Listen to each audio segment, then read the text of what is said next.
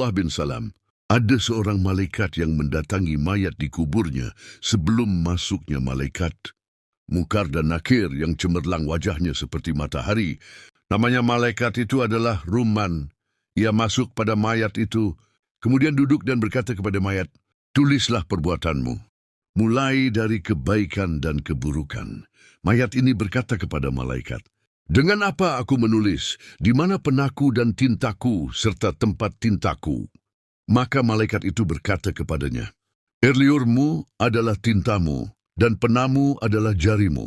Mayat ini berkata, "Di atas apa aku menulis padahal aku tidak mempunyai buku?" Nabi SAW bersabda, maka malaikat itu merobek kain kafannya sepotong lalu memberikannya, seraya berkata, "Ini adalah bukumu, maka tulislah." Maka mayat ini menulis amal yang dilakukannya di dunia tentang kebaikannya. Ketika sampai pada kejelekannya, ia merasa malu untuk menulisnya.